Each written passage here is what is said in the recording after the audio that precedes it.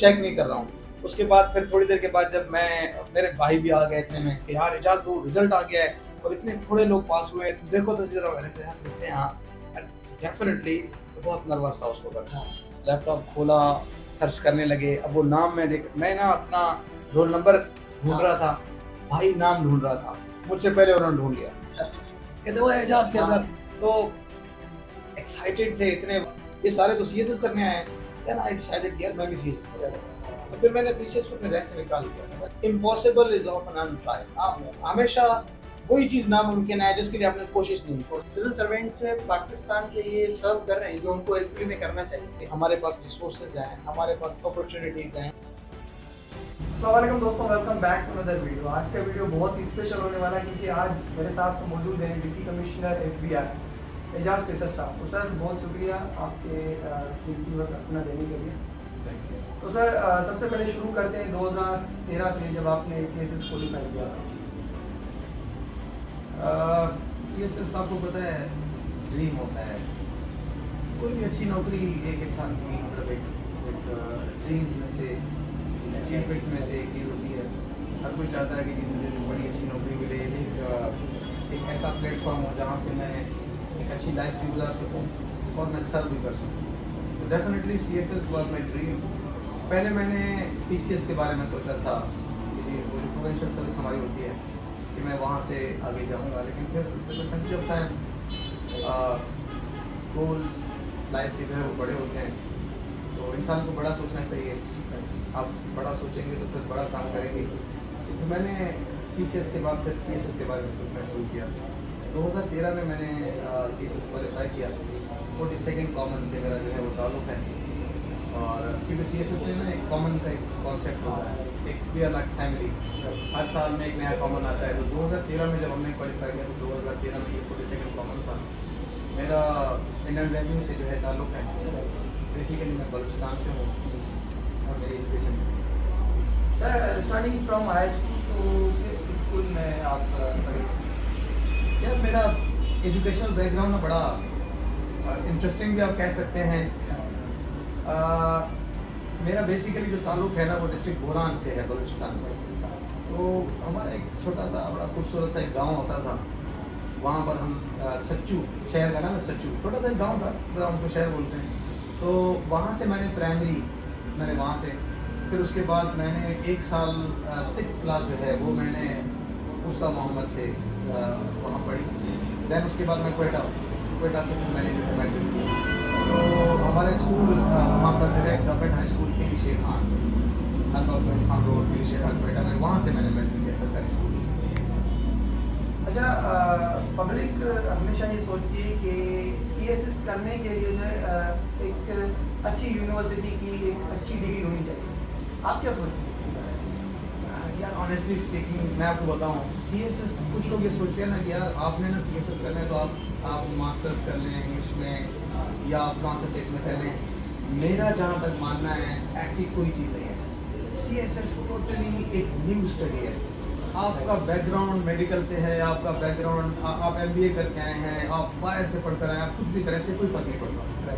CSS totally एक new think है, एक सोच है, एक नया तरीका है। उसमें पता है होता ये है कि जो चीज़ें हमने स्कूल लाइफ में, जो चीज़ें हमने कॉलेज और यूनिवर्सिटी और इन जगहों पर हमने पढ़ी होती है ना, ये चीज़ें तो ऑलमोस्ट वही होती हैं, लेकिन इसमें एंगल चेंज होता है। वहाँ भी हमें पढ़ाया जाता है कि जी तहरीक आज़ादी कैसे थी, पाकिस्तान किस तरह बना था, वगैरह वगैरह, ठीक है। वहाँ जिस तरह से पढ़ा और लिखा जाता है CSS में उससे थोड़ा डिफरेंट अप्रोच होती है। तो इसलिए आपका बैकग्राउंड चाहे कुछ भी हो, आप पॉलिटिकल साइंस में भी कर गए हो, वो फ़र्क नहीं पड़ता है। कॉलेज और यूनिवर्सिटी की तालीम अच्छी हो, बैकग्राउंड स्ट्रांग होगा, गुड। लेकिन ये नहीं कह सकते कि अगर आपने इसमें भी डिग्री हासिल कर ली तो आप CSS करेंगे, अदरवाइज नहीं करेंगे, ऐसा कुछ भी नहीं है। आप यहाँ आकर सब कुछ कर सकते हैं अलग से, क्योंकि ये टोटली एक न्यू स्टाइल ऑफ मतलब जर्नी है आपका। अलग तरीके से आपने लिखना है, अलग अप्रोच, अलग तरीके से। तो इसलिए मैं ये समझता हूँ कि अच्छी तालीम होनी चाहिए, लेकिन कुछ स्पेसिफिकली आप नहीं कह सकते कि जी आप CSS करेंगे तो आप ये ना पहले से कर लें, तो इस तरह नहीं है।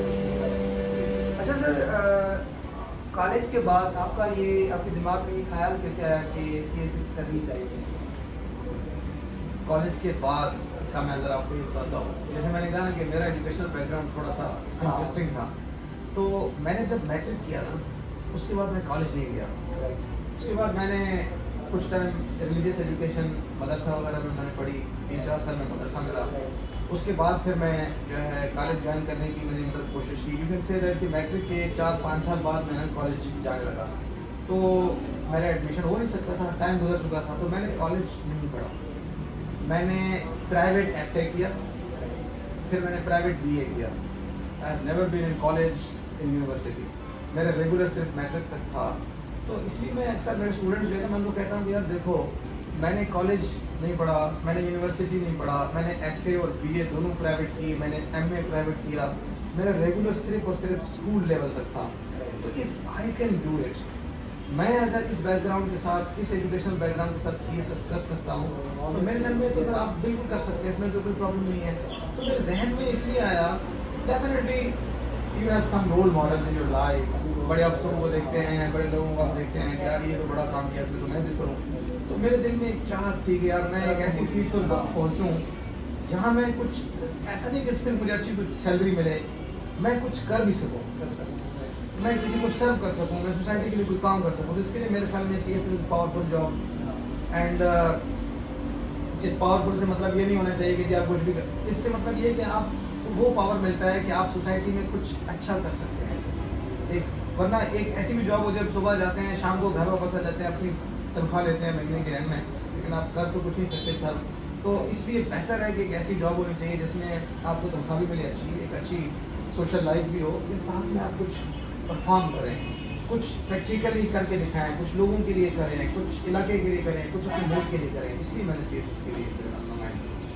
अच्छा sir, moving to the next question, जब आप सीएसएस की प्रिपरेशन कर रहे थे तो जाहिर सी बात है आसपास के जो लोग होते हैं, अपने रिलेटिव्स ही, अपने फैमिली वाले कहते हैं कि you can not do it, आप ये कभी कर नहीं सकते। तो ऐसे ही सिचुएशन में आपने कैसे हैंडल किया इन कॉम्प्लेक्स और तो जब हम दोस्त होते तो अक्सर हम डिस्कस करते थे कि यार रिश्तेदारों को सब पता होता है, दोस्तों को, रिश्तेदारों को ना, वो जब आप पास ना हो ना तो कहते हैं हमें तो पता था ये नहीं पढ़ता, और जब आप पास हो जाए वो कहते हैं कि हमें तो पता था ये बड़ा पढ़ता है। तो वो उनको सब पता होता है। तो मुझे भी ना इस तरह की बातें सुनने में मिलती होंगी, डेफिनेटली हर इंसान को मिलती हैं, लेकिन बात ये है कि मैंने हमेशा यही सोचा कि अगर आप कोई क्वेश्चन उठाता है तो उसका बेस्ट आंसर जो है ना वो प्रैक्टिकल आंसर है। Action speaks louder than words. आप वो करके दिखाएं जो लोग कहते हैं कि आप नहीं कर सकते।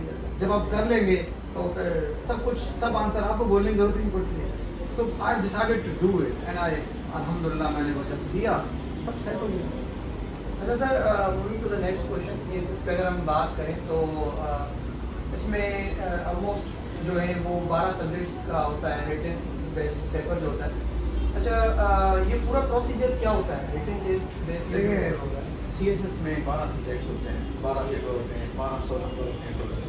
तो एक तो ये कि आपको ना 50% मार्क्स लेने होते हैं पास करने के। वैसे कंपलसरी में आपको 40 नंबर लेने आउट ऑफ 100 और आपको ऑप्शनल में 33 मार्क्स लेने आउट ऑफ 100। इसमें आप पास तो हो जाएंगे, लेकिन ओवरऑल एग्रीगेट अगर आपका 1200 में से 600 नंबर नहीं बनेगा तो आप पास नहीं होंगे। इसका मतलब है कि आपको 50% से ज़्यादा मार्क्स लेने हैं। 12 पेपर होंगे, कोई सब्जेक्ट ऑप्शनल 200 नंबर का है तो उसके 2 पेपर होते हैं। अदरवाइज 100 नंबर के कुछ लोग पेपर जो है वो ऑप्शनल वो ऑप्ट करते हैं। कंपलसरी के 6 पेपर होते हैं और 6 पेपर ऑप्शनल के होते हैं। कंपलसरी में इंग्लिश एसे का पेपर है, इंग्लिश कंपोजिशन का पेपर है, इस्लामियात है, जनरल साइंस एंड एबिलिटी है, पाकिस्तान अफेयर है और करंट अफेयर है। ऑप्शनल में पूरी रेंज है आपके पास, एक पूरी लिस्ट है, you can choose of your choice. अच्छा सर, रिटन टेस्ट देने के बाद जो स्टेप आता है वो होता है इंटरव्यू का, जो सीएसएस में ऑलमोस्ट जो ज़्यादातर लोग रिटन तो पास कर लेते हैं लेकिन उसके बाद इंटरव्यू में वो फेल हो जाता है। अच्छा, ये जो इंटरव्यू का प्रोसीजर है पूरा, इसकी अगर आप हमें सिंपल केस स्टडी बताएं तो ये कैसे होता है? देखिए मैं आपको इंटरव्यू का भी बताता हूँ, लेकिन मेरे ख्याल में ये ज़्यादा बेहतर रहेगा कि मैं पहले आपको थोड़ा सा जी हाँ, बाद में प्रोसेस ताकि हमारे जो एस्पिरेंट्स हैं वो जो देखेंगे आपकी वीडियोस को उनको पता होना चाहिए पेपर क्या है। देखें सीएसएस आप ये समझ लें कि जब आप पेपर दे रहे हैं 3 घंटे का एक पेपर है जिसमें आपको 5 क्वेश्चन सॉल्व करने हैं। एक एमसीक्यू का क्वेश्चन होता है, 4 आपको थ्योरी आपको करनी होती है। आप अपने जहन में ये रखें कि ये जो 3 घंटे हैं ना, ये 3 घंटे आपकी पूरी लाइफ चेंज करने वाला है। ये 3 घंटे में अगर आप कॉन्फिडेंट रहे, आप परेशानी पे काबू पा गए, आप अपने आप को इन 3 घंटों में संभाल के अच्छा लिख गए, जो अच्छा लिख गया वही पास हो जाता है। ये 3 घंटे की गेम आपके पूरे फ्यूचर को बनाने वाली। इस 3 घंटे में या तो आप अपना मुस्तकबिल बनाते हैं या फिर आप CSS की रेस से जो है ना फिर आप बाहर हो जाते हैं। अच्छा, अब सवाल सॉल्व करने के लिए मैं थोड़ा सा आपको टिप्स दे दूँ जो स्टूडेंट्स जो हमारे सुनेंगे इनको उनके लिए ज़रूरी है। ये देखिए, सबसे पहले आपके सामने जब वो क्वेश्चन पेपर आता है ना, स्टूडेंट्स जो गलती करते हैं वो ये करते हैं कि पहला क्वेश्चन देखा, अगर समझते हैं कि जी हमें ये आता है ना, तो वो नीचे देखते नहीं, उसको रख के उस पर शुरू हो जाते हैं। जब वो बाद में बाकी क्वेश्चंस पे जाते हैं, फिर रियलाइज कि यार ये वाला क्वेश्चन मुझे इससे ज़्यादा अच्छा आता था, अब तो वो मैं लिख चुका हूँ, तो इसकी बजाय मैं ये लिखता तो ज़्यादा अच्छा था। तो इसलिए सबसे पहले क्वेश्चन पढ़ लेने चाहिए पूरी तरह। सारे क्वेश्चन पढ़ने के बाद अब आप डिसाइड करेंगे यार इसमें से मुझे कौन से अच्छा लिखना आते हैं, उनको फिर नंबर वाइज आप कर लें कि यार सबसे अच्छा मुझे याद है, उसके बाद जो अच्छा आता है वो मुझे ये क्वेश्चन लिखना आएगा। तो जब आप देखेंगे यार सबसे बेस्ट जो क्वेश्चन आपको लिखना आ रहा है ना, पहले उसको लिखें, क्योंकि पहला इंप्रेशन बहुत इंपॉर्टेंट होता है। पहला क्वेश्चन अगर आपका बिल्कुल टूटा फूटा हुआ होगा ना, तो चेकर के लिए बड़ा मसला होगा। एक तो आपने ये ख्याल रखना होता है कि कौन से क्वेश्चन आपने करने हैं, डिसाइड करना होता है। दूसरा ये है कि आपने जो है ना नर्व्स के ऊपर अपना जो है काबू रखना है। वहाँ परेशानी बड़ी होती है, टाइम आपको उस वक्त ऐसा लगता है जैसे रेत की तरह वो जा रहा है आपके हाथ से। तो आपने 35 मिनट्स एक क्वेश्चन के लिए आपने डिसाइड करने हैं कि जी 3 घंटे हैं, 5 क्वेश्चन करने हैं, तो 35 मिनट आप डिसाइड कर लेंगे जी मुझे एक क्वेश्चन के ऊपर लगाने हैं। 35 मिनट से ज़्यादा नहीं दें क्वेश्चन को। कुछ लोगों का ये होता है कि वो पहला क्वेश्चन लिखना शुरू करते हैं और वो 1-1.5 घंटा उस पर लगा देते हैं, आ जाता है तो वो एग्जैक्टली। उसमें प्रॉब्लम ये होता है कि वो आखिर में 4 क्वेश्चन तो कर पाते हैं, 5वां नहीं लिख पाते, टाइम तो हो जाता है। 4 क्वेश्चन अगर आपने किए तो इसका मतलब ये है कि आप 100 में से 80 नंबर की रेस में, 20 नंबर का क्वेश्चन तो आपने किया ही नहीं, वो तो देगा ही नहीं आपको नंबर। अब आपके पास 80 के अंदर 40 लेने हैं आपको, तो आपके लिए मुकाबला टफ हो जाएगा। इसलिए आपने कोशिश करनी है कि क्वेश्चन पूरे करने हैं। 30 मिनट हो गए ना क्वेश्चन को लिखते हुए, अब आप कोशिश करें कि बस इसको रैप अप करना है आपने। 35, 36, 37 मिनट्स में क्वेश्चन खत्म, फिर दूसरा शुरू करें। अब उसके बाद आता है इंटरव्यू का फेज। अब इंटरव्यू के अंदर डिफरेंट फेजेस होते हैं। एक आपका साइकोलॉजिकल असेसमेंट होती है, आपको पिक्चर स्टोरी आपसे करवाई जाती है, एक तस्वीर दिखा दीजिए, अब आप उसके ऊपर स्टोरी लिख कर दें हमें। फ्लैश वर्ड्स होते हैं, एकदम से वर्ड दिखाया, चाकू आपके साथ 7-8 सेकंड देते हैं आपको टाइम, चाकू पे जो आपने कोई सेंटेंस लिखना है जल्दी में। अब ये जो स्पीड होती है ना, जल्दी से दिखाया और जल्दी से दिखाया, इसमें ये होता है कि इंसान ज़्यादा नहीं सोच सकता। इसमें फिर वो सेंटेंस वही लिखता है जो उसके मन में फ़ौरन से आता है। यहाँ इंसान की पर्सनैलिटी को जज करने की वो कोशिश करते हैं कि जी एकदम से तो आप अपने आप से जल्दी झूठ नहीं बोल सकता ना इंसान, वो सोचेगा फिर एक नया बनाएगा। इसलिए स्पीड में जो क्वेश्चन आ रहे हैं सामने उस पर लिखते जा रहे हैं ना, ये आपकी पर्सनैलिटी जज करते हैं। इसलिए ऐसे प्रैक्टिस कर लेनी चाहिए आपको। एग्जैक्टली, टाइम मैनेजमेंट बड़ा ज़रूरी है। तो ये इंटरव्यू का जो फेज़ है, इसमें आप कह रहे हैं होते हैं फेल, डेफिनेटली होते हैं। उसमें यही है कि अगर आप बिल्कुल घबरा गए, आपने वही ऊटपटांग जवाब। अच्छा, एक चीज़ इंटरव्यू में ख्याल रखनी चाहिए, अगर आपको सवाल का जवाब नहीं आ रहा ना, तो आपने गलत नहीं देना। गलत जवाब देने के बजाय आप सॉरी कर दें। सॉरी कहना भी एक कॉन्फिडेंट निशानी है। आपने गलत जवाब नहीं देना, आपने घबराना नहीं है, कंफ्यूज नहीं होना, नर्व्स पे कंट्रोल रखना है, अच्छे तरीके से उनके सामने बैठना है। इस तरफ वाले के पैनल में जो बंदा बैठा होता है वो डेफिनेटली कोई इस तरह की बात कर सकता है टीक टैक करने की, तो आपने नहीं होना। आप उसी के सामने देखते रहें जो आपसे बात कर रहा है, जो आपसे क्वेश्चन कर रहा है उसी की क्वेश्चन को आंसर करते हैं। अब इस तरफ बैठा हुआ बंदा कुछ भी कर रहा है, आपको इससे फर्क नहीं पड़ना चाहिए। ये एक मैथमेटिक चीज़ होती है इंटरव्यू में। दूसरा ये है कि आपको इंटरव्यू के वक्त ये हाथ इस तरह से पॉलिटिशियन बैग नहीं करने हैं, आपने एक ब्यूरोक्रेटिक स्टाइल में बैठ के बात करनी है। उनको लगना चाहिए कि यार ये ऑफिसर होने की कैटेगरी में ये एस्पिरेंट लगा हुआ है। तो इंटरव्यू में ये बेसिक चीज़ें होती हैं। कोई अच्छा कोई इंटरव्यू में ऐसा भी नहीं क्योंकि एलियन टाइप के क्वेश्चन पूछते, जनरल से क्वेश्चन होते हैं। 12 पेपर पास करके आप जब वहाँ बैठे होते हैं तो आपके इंटरव्यू में यही क्वेश्चन करंट अफेयर जो घूम रहे होते हैं कि यूक्रेन रशिया की बात क्यों हो रही है, अमेरिका चाइना के बीच में क्या चल रहा है, हमारे इंडिया के बीच में क्या होने वाला है एक्सेट्रा। अच्छा, सिंपली ऐसे क्वेश्चन के what you comment and what you comments on that particular. देखें, कुछ लोग कहेंगे कि ऐसे लेट्स सपोज कि जी माल्टा पकड़ा हुआ था, आपने कि जी माल्टा कहाँ पर है, कुछ जी माल्टा ये उसने नहीं, ये वाला नहीं, मैं वो मुल्क माल्टा की बात कर रहा हूँ। इस तरह के क्वेश्चंस नहीं होते, ये ऐसी बाहर बातें होती हैं कि यूँ किया जाता है कि पेन पकड़ा दी नीली, कहते हैं इससे काला लिख के दिखाओ। ये क्वेश्चंस बाहर लोग बनाते हैं कि हमारे इंटरव्यू में इस तरह की कोई चीज़ नहीं हुई, और ना ही मेरे बैच के सारे 200 प्लस लोग थे CSS के ऑफिसर, ना उनके साथ कभी इस तरह क्वेश्चन पूछा गया। तो ये चीज़ें बाहर लोग बातें करते हैं, वहाँ बड़े सोबर किस्म के, सीधे किस्म के, जनरल किस्म के और करंट बेस्ड क्वेश्चन पूछे जाते हैं, एक अच्छे पर्सनैलिटी बेस्ड क्वेश्चन पूछे जाते हैं। इंटरव्यू कोई पटांग किस्म का नहीं होता, वो बहुत अच्छी किस्म का इंटरव्यू होता है। जब आपने CSS क्वालिफाई किया तो क्या फीलिंग्स थी उस टाइम, आप क्या फील कर रहे थे? यार ऑनेस्टली स्पीकिंग, लाइफ का सबसे एक एक्साइटेड होने वाला जो लम्हा होता है ना, वो होता है। मैं आपको थोड़ा सा बताऊं उस वक्त था क्या, जब मेरा इंटरव्यू ये रिजल्ट आया तो मैं घर में ना, भाई की गाड़ी खड़ी थी तो उसको ज़रा मैं साफ कर रहा था, निकलना था कहीं तो थोड़ा सा, तो इतने में मुझे ना एक दोस्त का फ़ोन आया, कहता है यार इजाज़ इंटरव्यू, कहता है रिजल्ट आ गया रिटर्न का। तो अब अच्छा रिजल्ट आया है और टोटल ना इतने कोई 200 को इतना मतलब बता रहा था कि जी टोटल इतने पास हुए हैं। तो अब मैं ये definitely I was feeling that कि यार इतने थोड़े लोग पास हुए हैं तो पता नहीं क्या हुआ होगा। अब मैंने ना फ़ोन बंद कर दिया। इतने में मुझे फ़ोन आना शुरू हो गए, एक फ़ोन दूसरा फ़ोन, अच्छा दोस्तों के ही फ़ोन आ रहे थे। तो अब मैं ये फील कर रहा था, मैं सोच रहा था कि मतलब ऐसे ही बताएंगे कि जी आ गया है, अब पक्का ना रह गया होगा मेरा। मैं ये ज़हन में सोच रहा था और मैं दुआ भी कर रहा था कि या अल्लाह। अब मैं बस बहुत एक्साइटेड था, चुप करके मैं बैठ गया। खुशी इतनी ज़्यादा थी ना कि क्योंकि वो सबको इंतजार होता है, घर वाले सब इंतजार एग्जैक्टली मतलब आप एक लाइफ का एक गोल है, आप वो हासिल करना चाहते हैं और अल्लाह पाक ने वो आपको दे दिया, तो डेफिनेटली वो एक शुक्र का अदा करने का एक टाइम होता है। इंसान बहुत खुश होता है, तो बहुत एक्स्ट्रा ऑर्डिनरी एक टाइप की खुशी का एक वो मोमेंट होता है। मेरे ख्याल में जो भी CSS पास करते होंगे, मेजॉरिटी की सिचुएशन इस तरह ही होती होगी शुरू। अच्छा सर, जो हमने बात की बैक टू द टॉपिक के इंटरव्यू से पहले जो प्रोसीजर होता है, ट्रेनिंग जो आपको बता दें कि आपकी इस जगह पे आपको जाना है, या फिर कई लोग तो ऐसे होते हैं कि किसी एकेडमी पे जाते हैं, कैसे होती है इंटरव्यू, ये चीज़ें सीखने के लिए। ओके, तो आपने ये कैसे मैनेज किया था? देखिए कुछ लोग आते हैं हमारे पास अकेडमी में CSS के इंटरव्यू की तैयारी करने हैं, तो मैंने भी इसी तरह से ही तैयारी की थी और सीनियर टीचर से जाकर मैं मिला था, जो ऑफिसर्स थे उनसे जाकर मैं मिला था।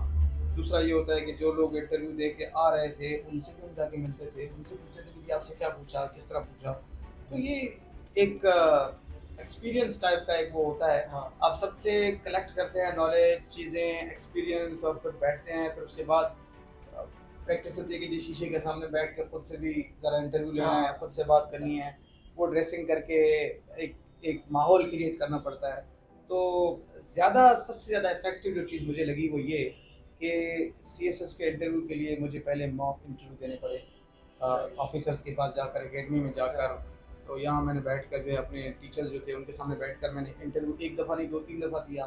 तो उसके बाद मुझे एक्सपीरियंस हो गया और वो जो एक झिझक होती है, वो जो खौफ सा एक होता है, वो ख़त्म हो गया। फिर जब मैं इंटरव्यू में बैठा, I was feeling very easy, कोई प्रॉब्लम नहीं थी। जो सीनियर्स होंगे उनसे भी कुछ डेफिनेटली उन्होंने अपना एक्सपीरियंस बताया, फिर उन्होंने मॉक इंटरव्यूज लिए, एक घंटे का, 1.5 घंटे का इंटरव्यू लिया।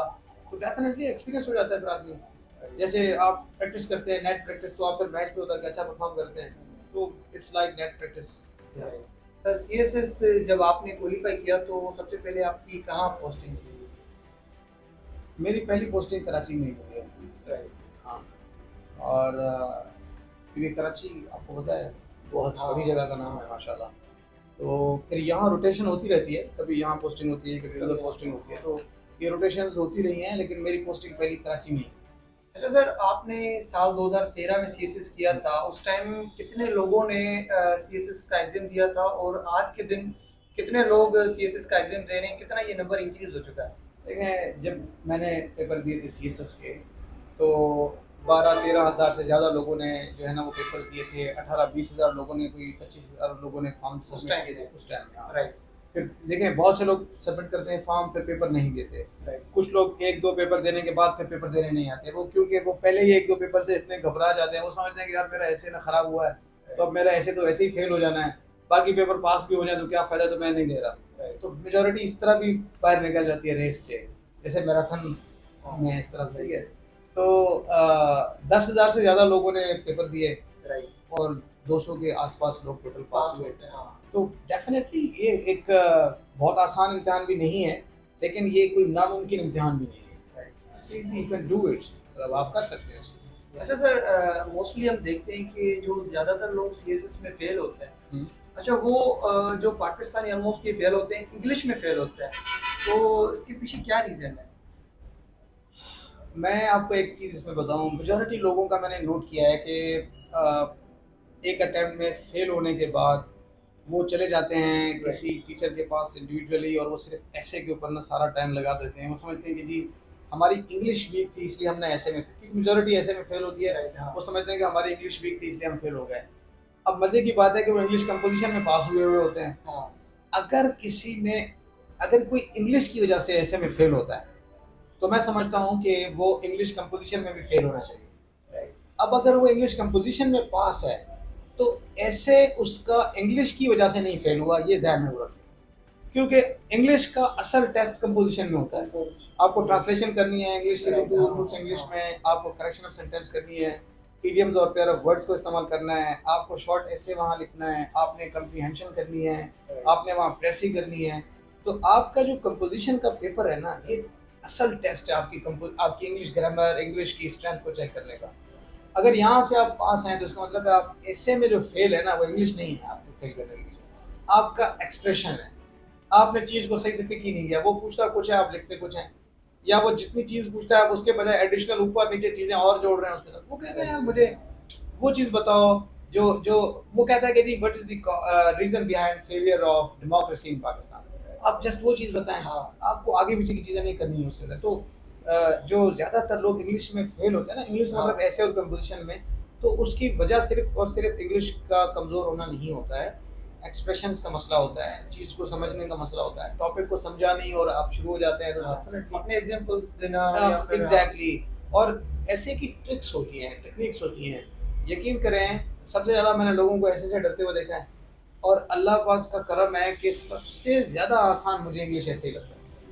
मैं कहता हूँ कि अगर मुझे 10 दफ़ा भी इंग्लिश ऐसे का पेपर देना पड़ा ना, मैं इंशाल्लाह 10 दफ़ा ही शायद पास कर जाऊँ। मतलब ये नहीं कह रहा कि जी मुझे बहुत अच्छा आता है, मैं ये कहता हूँ कि ऐसे का पेपर ना आसान है। इसे पास करने के लिए you just have to understand कि आपको ऐसे का लिखना किस तरह है पेपर। करंट अफेयर के ऊपर अच्छी ग्रिप रखते हैं ना, वो इंग्लिश कंपोजिशन और ऐसे में फेल नहीं हो सकते। उनके लिए वो पेपर बड़ा आसान है। जो लोग पॉलिटिक्स में बहस करते हैं ना, बहुत आपने अक्सर लोगों को देखा होगा, सियासत पे झगड़ा शुरू हो जाता है, वो जो बहस करते हैं ना, लड़ाई झगड़े वाली बहस नहीं होनी चाहिए, लेकिन आर्ग्यूमेंट्स की बहस, जो फैक्ट्स एंड फिगर्स की बहस, ये जरूर होगी। कि जी ये गवर्नमेंट अच्छी थी कि ये अच्छी थी, नहीं वो कहता जी ये अच्छी थी, जी क्यों अच्छी थी, आप उसको फिगर्स बताएं, आप उसको जीडीपी का बताएं, आप जीएनपी का बताएं, आप इन्फ्लेशन का बताएं, आप परफॉर्मेंस बताएं, आप उनकी प्रोजेक्ट्स बताएं, आप उनके फॉरेन जो है ना इन्फ्लुएंस को आप बताएं, इंटरनेशनल कम्युनिटी से कनेक्शन। ये जितनी बहस आप करेंगे तो उतना ही ये आपका ना माइंड खुलेगा, नॉलेज बढ़ेगा। इंग्लिश ऐसे का पेपर इसी तरह से पास होता है। अच्छा, ये लोग इतना आप जो बोल रहे हैं कि इतना ये कॉम्प्लेक्स होता नहीं है, लेकिन लोग ये समझते हैं कि इंग्लिश जाहिर सी बात है ये डिफिकल्ट होता है बहुत, लेकिन एक्चुअली में बात क्या है कि वो कहते हैं कि danger is real but fear is a choice. तो ये डिफिकल्ट है, मैं नहीं कर पाऊंगा, या फिर इस तरह की चीजें लोग समझते हैं कि हाँ, जी आपका एक इंग्लिश clear बैकग्राउंड mindset बहुत बना हुआ strong होना चाहिए। हाँ। अब मुझे आप देखें, अल्लाह पाक का करम है, मैंने गांव से प्राइमरी किया, मैंने एक सरकारी स्कूल से मैट्रिक पास किया, मैं एफए बीए एमए मेरा प्राइवेट है, मैं यूनिवर्सिटी कॉलेज नहीं गया। तो आप तो फिर ये कह सकते हैं ना कि जी मेरा कोई बड़ा स्ट्रॉन्ग बैकग्राउंड नहीं था एजुकेशन का, मैं इंग्लिश ऐसे पास कर गया, मैं इंग्लिश कंपोजिशन पास कर गया, मैं सीएसएस के अल्हम्दुलिल्लाह 12 पेपर पास कर गया। तो इसका मतलब ये है कि ये एक ऐसा पेपर है जिसे पास किया जा सकता है। इससे आप डर के अगर आप पीछे बैठ जाएंगे तो कुछ नहीं कर सकते। Impossible is often untried. आप हमेशा वही चीज़ नामुमकिन है जिसके लिए आपने कोशिश नहीं। अल्लाह पाक कुरान में भी कहते हैं, लैसा लिल इंसानि इल्ला मा सआ, there is nothing for man but for which he strives. इंसान को कुछ भी नहीं मिलता मगर वो जिसके लिए वो मेहनत करता है। अब मेहनत करें, पास हो जाए। अच्छा सर, आप बिलोंग करते हैं, जैसे कि आपने बताया कि मैं बलूचिस्तान, तो बलूचिस्तान में मेल और फीमेल का ये जो एजुकेशन रेट है, ये कितने जो ये रेट तक ये पहुँचे? देखिए काफ़ी काफ़ी फ़र्क है और अप टू द मार्क नहीं है, राइट। लेकिन चीज़ें इम्प्रूव हो रही हैं। और हाँ, पहले बहुत कम था, अब बहुत ज़बरदस्त हो गया है। अभी सीएसएस में आपको तकरीबन हर साल सीएसएस के अंदर गर्ल्स को वहाँ आप देखेंगे क्वालिफ़ाई करके वो आ रही होती हैं। हर कॉमन के अंदर बलूचिस्तान के जो ऑफिसर्स हैं सीएसएस पास करके आते हैं, पीसीएस जो वहाँ पास करते हैं, पीएमएस, तो वो भी वहाँ पर आप देखें बहुत बड़ी तादाद होती है लड़कियों की। तो लड़कियाँ पढ़ रही हैं, लड़कियाँ आगे आ रही हैं, यूनिवर्सिटीज़, कॉलेजेस में आपको बहुत बड़ी तादाद मिलती है। तो अब वो चीज़ें नहीं रहीं जिस तरह पहले होती थी। हाँ, आप ये कह सकते हैं कि जी अगर आप कंपेयर करेंगे पंजाब के साथ तो हाँ, तो डेफ़िनेटली रेशो का बड़ा फ़र्क है, फ़र्क लेकिन चीज़ें इम्प्रूव कर रही हैं। Things are getting better now. अच्छा सर, लोग जो सीएसएस की प्रिपरेशन करते हैं तो कुछ लोगों का ये माइंडसेट होता है, अगर हम सीएसएस में फेल हो गए तो हम पीसीएस का एग्जाम दे देंगे, तो इस पे आप क्या कहेंगे? मेरे ख्याल में मैं एग्री करूँगा आपसे कि अच्छा है कि आप अगर चाँद पे जाना चाहते हैं तो आप सितारों पे जाने का सोचें। अगर आप नहीं भी पहुँचे तो चाँद पे ही तो गिरेंगे ना आप। तो यकीन कीजिए मेरा भी यही ज़हन में था स्टार्ट जब मैंने लिया था। आई वाज़ थिंकिंग यार मेरा सीएसएस तो नहीं होगा। मेरा सीएसएस की तैयारी की वज़ह से ना पीसीएस हो जाएगा। पीसीएस हो जाएगा। लेकिन जब मैंने वहाँ पेपर और टेस्ट और क्लासेस लेना शुरू की ना अकेडमी में, तो मैंने नोट किया कि यार मेरे साथ जो बाकी लोग बैठे हैं ये तो सीएसएस ही करेंगे ना। करेंगे, हाँ। पढ़ तो ये भी वही रहे जो मैं पढ़ रहा हूँ, टेस्ट भी ये वही दे रहे हैं, तो फिर मैं ये क्यों सोच रहा हूँ कि मैं सीएसएस नहीं करूँगा और मैं पीसीएस करूँगा। ये सारे तो सीएसएस करने आए हैं। देन आई डिसाइडेड कि यार मैं भी सीएसएस करूँगा। तो फिर मैंने पीसीएस को अपने ज़हन से निकाल दिया था। मैंने कहा नहीं यार करना है ना सीएसएस करना है। ऐसा नहीं कि पीसीएस कोई छोटी नौकरी, पीसीएस बहुत बड़ी नौकरी है, बहुत ज़बरदस्त नौकरी है। मगर ये है कि मेरा टारगेट चूँकि पहले पीसीएस था और मैं ये इसलिए कर रहा था सीएसएस के जी मेरी सीएसएस की तैयारी की वजह से पीसीएस पास होगा। फिर देन मैंने रियलाइज़ किया कि नहीं यार मैं सीएसएस ही कर सकता हूँ। मैंने कर लिया अल्हम्दुलिल्लाह। अच्छा सर, एक इंटरेस्टिंग सवाल मैं आपसे पूछना चाहूँगा कि आप अभी as a deputy commissioner HBR में, और इसके साथ साथ आप एक अकेडमी भी रन करते हैं, स्टार ऑफिसर्स हैं जो, जहाँ पे आप स्टूडेंट्स को सीएसएस की प्रिपरेशन वगैरह करवाते हैं, तो ये कैसे पूरा ये टाइम मैनेज करते हैं एज अ ऑफिसर भी और ये अकेडमी का? देखें, आप लाइफ में जो गोल्स स्टैब्लिश करते हैं, डिसाइड करते हैं कि यार ये मैंने करना है ना, तो फिर उसके साथ आप वक़्त और टाइम की मैनेजमेंट भी हाँ, उसके हिसाब से कर लेते हैं। प्रायोरिटीज़ होती हैं कि आप आपके पास 24 आवर्स हैं, अब आपने डिसाइड करना है कि मैंने 24 घंटे कहाँ खर्च करने हैं।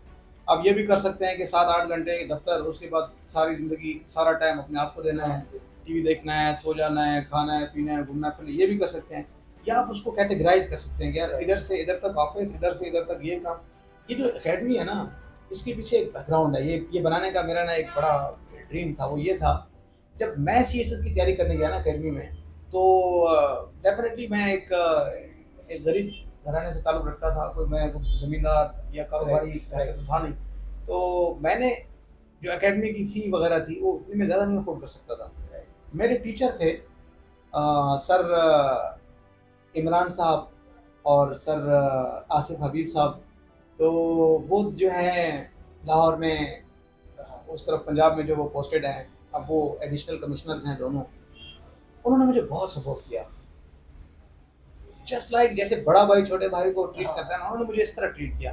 तो उन्होंने देखा कि यार मैं ना ये महंगी फ़ीस वग़ैरह ये सब नहीं कर सकता अफ़ोर्ड, तो उन्होंने मुझे अपनी एकेडमी में फ्री में पढ़ाया। उन्होंने ना सिर्फ एकेडमी में फ्री में पढ़ाया, बल्कि जो एक्स्ट्रा ट्यूशन्स वो देते थे ना, वो मुझे वो भी फ्री में पढ़ाते थे, उसकी भी मुझसे फ़ीस नहीं लेते थे। मैं पेपर देता था, मैं असेसमेंट करवाता था, मैं पढ़ता था, मैं जो भी करता था, मुझे अपने भाई की तरह ट्रीट करते थे, मुझसे कोई फ़ीस नहीं चार्ज की। तो उसके बाद मैं अल्हम्दुलिल्लाह पास हो गया, तो डेफ़िनेटली मेरे ज़हन में ये बात थी कि यार इन्होंने मुझे बहुत हेल्प किया है। हाँ। शायद मैं इस वजह से भी पास हुआ हूँ। तो अब अगर इन्होंने मेरे साथ ये एक अच्छाई का काम किया है ना, अब मेरा भी फ़र्ज़ बनता है कि मैं भी, क्योंकि बहुत से ऐसे लोग होंगे जो ये फ़ी वग़ैरह नहीं अफ़ोर्ड कर सकते होंगे इतनी महंगी, तो मैं भी कुछ करूँ। तो मैंने एकेडमी का जो कॉन्सेप्ट था मेरा वो ये था कि यार चलें, मुझे अच्छी तनख्वाह मिल जाएगी, सीएसएस ऑफ़िसर हूँ, तो थोड़े बहुत मैं वहाँ से निकाल के एकेडमी पे लगा दूँगा और यहाँ ऐसे स्टूडेंट्स को मैं सपोर्ट करूँगा जो या तो फ़ीस दे नहीं सकते हैं, हाँ, या वो बहुत कम दे सकते हैं। बड़ी-बड़ी महँगी एकेडमीज़ होती हैं, आपको पता है 80-80, 90-90 हज़ार उनकी फ़ीस होती है, तो वो नहीं अफ़ोर्ड कर सकता, आपको महँगाई का दौर है। तो ऐसे मेरी एकेडमी में, जहाँ यानी मैं पढ़ाता हूँ, इस एकेडमी स्टार ऑफिसर्स एकेडमी के अंदर ऐसे स्टूडेंट्स भी आपको मिलेंगे जो बिल्कुल कोई फीस उन्होंने नहीं दी और वो पढ़ रहे हैं, और ऐसे भी स्टूडेंट्स आपको मिलेंगे जो बगैर फीस दिए यहाँ अल्हम्दुलिल्लाह पढ़े, पास हो गए, अब वो ऑफिसर लगे हुए हैं। और ये उनका बड़ा पन भी है और अच्छा पन भी है कि अब वो अक्सर इधर आकर पढ़ाते हैं बगैर कॉस्ट के कि जी हम नहीं लेंगे आपसे, कुछ भी हम पढ़ाएंगे। क्यों? क्योंकि उन्होंने वो टाइम देखा है। वो अब अल्हम्दुलिल्लाह फील्ड में, कोई पुलिस में है, कोई पीएएस में है, कोई किसी डिपार्टमेंट में है, कोई किस डिपार्टमेंट में है। मेरे अपने डिपार्टमेंट, मेरी अपनी बिल्डिंग जहाँ मेरा ऑफिस है, वहाँ मेरे स्टूडेंट्स अल्हम्दुलिल्लाह वहाँ पर मौजूद हैं, जिनकी पोस्टिंग वहाँ पर हुई हुई है। तो रोज़ाना मुलाकात होती है, बड़ा अच्छा फील होता है। तो मेरा एकेडमी बनाने का जो ऑब्जेक्टिव था ना, वो ऐसे लोगों को सपोर्ट करना था जिनमें स्पार्क है, जिनमें एम्बिशन है, लेकिन जिनके पास अपॉर्चुनिटीज़ कम है। तो ऐसे लोगों के खातिर सपोर्ट मैंने, हाँ एग्जैक्टली, तो इधर ऐसे स्टूडेंट्स भी हैं जो पूरी फी अफोर्ड करते हैं, ऐसे हैं जो हाफ फी देते हैं, ऐसे हैं जो नहीं दे सकते हैं। तो ये मिल मिला के ना एक सेटअप है। ये एक तरह का एक ऐसा इंस्टीट्यूशन मैंने बनाया है जिसमें मैं उन लोगों को हेल्प करना चाहता हूँ जो लोग कुछ करना चाहते हैं, अपॉर्चुनिटीज़ कम हैं, तो आई ऑफर देम अपॉर्चुनिटी। अच्छा सर, आज का जो ये टाइम है, ऐसे लोग भी बहुत कम मिलते हैं कि किसी को ना एग्जैक्ट चीज़ के बारे में बता दें कि ये चीज़ें ऐसी होती हैं। जैसे कि सीएसएस कैसे करते हैं, क्या क्या स्टेप होता है, वो एग्जैक्टली वो लोग उनको बताते नहीं, तो इसलिए वो एक उनको डिस्ट्रैक्शन होती है। एग्जैक्टली। अच्छा सर, एक और क्वेश्चन मैं आपसे पूछना चाहूँगा कि आज के दिन लोगों को बहुत इंटरेस्टेड लोग होते हैं कि हम भी सीएसएस करेंगे, लेकिन उनके पास पैसे नहीं है, तो क्या करना चाहिए उनको आपके साथ? They are welcome to join us. ऐसे वो स्टूडेंट जो समझते हैं कि यार उनके पास महंगी महंगी फीस देने के पैसे नहीं हैं और वो बहुत थोड़े इसमें और बहुत डिस्काउंट चाह रहे हैं जी, बहुत उसमें कर सकते हैं हम लोग, तो they are welcome to join us. मैंने तो कहा मेरा इंस्टीट्यूशन मैंने बनाया ही इसलिए है कि मैं ऐसे स्टूडेंट्स को सपोर्ट करूं जो सीएसएस करना चाहते हैं, जिनके घर वालों ने ख्वाब देखे हुए हैं कि यार मेरा बेटा बड़ा होकर, मेरा बेटी बड़ी होकर जो है ना वो ऑफिसर बने। तो ऐसे लोगों के लिए मैं जो है ना अपना टाइम अल्हम्दुलिल्लाह मैं निकालता हूँ। इसीलिए ऑफिस के बाद लोग थक जाते होंगे, घर जाके रेस्ट करते होंगे, लेकिन मैं ऑफिस के बाद एकेडमी आता हूँ सीधा यहाँ पर आकर, और तकरीबन यहाँ से 10 कभी 10:30 बज जाते हैं मुझे, मैं घर जाता हूँ फिर, क्योंकि 6 से लेकर 9 बजे तक क्लासेस होती हैं। 9 से तकरीबन 10 तक फिर मैं वो स्टूडेंट्स की असेसमेंट, किसी ने क्या चेक करवाना है, पेपर चेक करवाना है, डिस्कस करना है, कुछ समझ नहीं आया वो, तो मैं यहाँ बैठा रहता हूँ। जब तक सारे स्टूडेंट चले जाते हैं ना, फिर मैं उसके बाद करता हूँ। ये मेरी एक रूटीन है, तो मैं ऐसे स्टूडेंट्स को सपोर्ट करने के लिए। अच्छा, तो दोस्तों अगर आप कभी आना चाहें सर की एकेडमी पे, तो लिंक मैं डिस्क्रिप्शन में डाल दूंगा। जो लोग लोअर क्लास फैमिली से ताल्लुक़ रखते हैं तो सर से कांटेक्ट कर लें, बहुत ही अच्छे आदमी हैं सर। अच्छा sir, moving towards next question, आज के दिन जो पाकिस्तान में ये मसले मसाइल चल रहे हैं, ये जो कंडीशंस हैं, आप इन सब चीज़ों को किस तरीके में, किस वे में देखते हैं? यू मीन कि आज का जो हालात हालात हाँ चल रहे हैं। देखें, कौमों की ज़िंदगी में मुश्किल टाइम आता है राइट। और crisis test the true metal of man. तो ऐसी सिचुएशन में मैं नहीं समझता कि हम लोगों को घबरा के हथियार डाल देने चाहिए। जो करना चाहिए। क्राइसिस आते हैं, क्राइसिस ही बड़ी नेशंस के लिए जो है ना वो एक बड़ी कौम बनने के लिए बड़े इम्तिहानों से गुजरना पड़ता है। आप मुसलमानों की हिस्ट्री को देख लें, जब इस्लाम आया था उस वक़्त क्या कंडीशंस थी। मतलब एक ऐसा दौर भी था जब आप जो है कमरे के अंदर अज़ान देते थे और कमरे के अंदर नमाज़ पढ़ते थे। फिर एक टाइम वो भी आया जब आपने मक्का फ़तह कर लिया मुसलमानों ने। तो ये जस्ट एग्जांपल मैं इसलिए दे रहा हूँ कि बड़ी कौमें जितनी भी हिस्ट्री में गुजरी हैं ना, उन पे सख्त तरीन टाइम गुजरा है, सख्त तरीन वक्त उनके ऊपर गुजरा है। पाकिस्तान पे भी कई दफ़ा सख्त वक्त आए हैं और हमने हमेशा सर्वाइव किया है, चाहे वो टेररिज्म थी, चाहे वो इकोनॉमिक क्राइसिस थे, चाहे वो पॉलिटिकल इंस्टेबिलिटी थी। इंशाल्लाह ये भी एक टेस्ट है, ये टेस्ट भी इंशाल्लाह गुजर जाएगा। हम दोबारा से इंशाल्लाह अपने पाँव पे अच्छे से खड़े हो जाएंगे, चीज़ें फिर ठीक होंगी, पाकिस्तान में डेमोक्रेसी भी होगी, पाकिस्तान की इकोनॉमी भी ट्रैक पे होगी, पाकिस्तान के अंदर तालीम, सेहत और इंसाफ, ये सब चीज़ें इंशाल्लाह बेस्ट वे में परफॉर्म हो रही हैं। इंशाल्लाह दुनिया के अंदर one of the best nation के तौर पर जाने जाएंगे। जैसे कि आपने बताया कि आपके टाइम में कम लोग जो सीएसएस का एग्जाम देते थे, लेकिन आज ये नंबर बहुत इंक्रीज हो चुका है। तो सर आज इतने ज़्यादा लोग जो सिविल सर्वेंट्स में आते हैं, सिविल सर्वेंट्स बनते हैं, तो क्या वाकई सिविल सर्वेंट्स पाकिस्तान के लिए सर्व कर रहे हैं जो उनको एक्चुअली में करना चाहिए? देखें, ये तो आप नहीं कह सकते कि जी 100%, हाँ, 100% तो दुनिया में आई डोंट थिंक कि किसी भी कंट्री में होता होगा, लेकिन ऐसा भी नहीं है कि सारे के सारे बुरे हैं या सब के सब सही काम नहीं करते। एक मेजॉरिटी अच्छा काम करती है, और शायद उन अच्छा काम करने वालों की वजह से, उन मेहनत करने वाले ऑफिसर्स की वजह से, ऑनेस्ट ब्यूरोक्रेट्स की वजह से, एक इंसानी हमदर्दी दिल में रखने वाले ऑफिसर्स की वजह से ये निज़ाम चल रहा है, सिस्टम चल रहा है। अदरवाइज़ अगर सारे के सारे लोग ठीक नहीं होते तो सिस्टम कोलैप्स कर चुका होगा, ख़त्म हो चुका होगा। ब्यूरोक्रेसी स्टैंड्स अगर वो अभी भी है तो आपको अक्सर जगहों पर नज़र आता है कि यार ये अफसर आया, ये बड़ा अच्छा अफसर है, ये मेरिट करता है, ये अच्छा करता है। तो अच्छे ऑफिसर्स भी मौजूद हैं डेफिनेटली, कंप्रोमाइज्ड सोसाइटी भी होती है। तो ऐसा तो नहीं है कि दुनिया के अंदर 100% की सोसाइटी में सारे लोग अच्छे हों। हर जगह पर आपको अच्छे, बुरे, माफिया और ठीक सब लोग मिलते हैं आपको इस तरह से। लास्ट क्वेश्चन मैं आपसे पूछना चाहूँगा कि what is the future of Pakistan? Pakistan का फ्यूचर तो इंशाल्लाह वी आर हेयर, हम तो हमेशा के लिए हैं, पाकिस्तान हमेशा के लिए है, और मुस्तकबिल अच्छा है इंशाल्लाह। मैंने यही कहा ना कि टेस्ट होता है बड़ी कौमों के ऊपर, एक आजमाइश होती है, हम पे भी एक आजमाइश आई है। अब वो आजमाइश का इंशाल्लाह टाइम गुजरेगा, हम दोबारा स्टैंड करेंगे, हमारे पास रिसोर्सेज हैं, हमारे पास अपॉर्चुनिटीज़ हैं, हम एक ऐसी जगह पर हैं जहाँ से पूरी दुनिया के रास्ते निकलते हैं, जहाँ से पूरी दुनिया को तेल की सप्लाई होती है, जहाँ से पूरी दुनिया के सबसे ज़्यादा रिजर्व सेंट्रल एशिया के अंदर पड़े हुए हैं, जहाँ हमारे हमसाए में दुनिया की दो बड़ी पॉपुलेशंस, दुनिया की दो फास्टेस्ट ग्रोइंग इकोनॉमीज़ हैं, हमारे एक तरफ दुनिया के सबसे ज़्यादा तेल के रिजर्व्स हैं, हमारे ऊपर लैंड लॉक्ड कंट्रीज़, उनको रास्ता हमसे चाहिए, हमारे पास वार्म वाटर है, वी हैव रिसोर्सेज।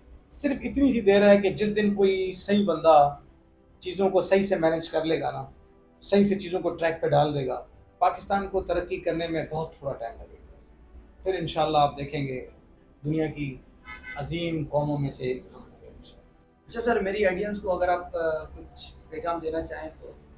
देखें, मैं यही कहूँगा कि आप CSS अगर मैं कहूँ कि करें तो वो सिर्फ इसलिए मैं आपको चाहूँगा कि आप करें कि ये जॉब जो है ये सिर्फ आपको एक अच्छी सैलरी नहीं देती है, ये आपको एक अच्छा सोशल स्टेटस देती है, ये आपको इक्विप करती है उस जस्टिफाइड पावर के साथ, जिस पावर के साथ आप माशरे में कोई पॉजिटिव चेंज ला सकते हैं। लेट सपोज आप ऑफिसर बनते हैं, फिर एक स्टेज आता है जब 18, 19, 20 ग्रेड के अफसर जब बनते हैं तो आप किसी डिपार्टमेंट में, लेट सपोज कि आप एजुकेशन के अंदर सेक्रेटरी लग जाते हैं, तो then you are on a seat जहाँ आप एक अच्छी पॉलिसी मेकिंग कर सकते हैं। आप अगर समझते हैं कि आपके मुल्क में तालीम के निज़ाम में इम्प्रूवमेंट की ज़रूरत है तो आप CSS करें, आप उस स्टेज पे पहुँचें जहाँ आप पॉलिसी मेकिंग कर सकते हैं और अच्छी पॉलिसीज़ इंट्रोड्यूस करवाएं। आप समझते हैं कि अगर आपके मुल्क में हेल्थ का निज़ाम जो है उसमें इम्प्रूवमेंट की बहुत ज़रूरत है तो आप एक दिन सेक्रेटरी हेल्थ लग जाएंगे, आप DG हेल्थ लग जाएंगे, और फिर आप अच्छी पॉलिसी मेकिंग करेंगे, आप एक अच्छे मैनेजर बन सकते हैं, आप एक अच्छे एडमिनिस्ट्रेटर बन सकते हैं। तो उसके लिए आपको वो नौकरी चाहिए जिसमें कुछ आपके पास इख्तियारात हों, and CSS gives you power. जैसे वो रेड बुल का होता है ना कि red bull gives you wings, तो CSS gives you wings basically. तो मैं यही कहूँगा कि आप लोग कोशिश करें कि CSS करें, या अगर CSS नहीं कर रहे तो कोई एक ऐसी जॉब करें जिसमें आप कुछ इनपुट दे सकें, सोसाइटी के अंदर डायरेक्ट इनपुट दे सकें। जी सर बहुत बहुत शुक्रिया आपका। Thank you, thank you.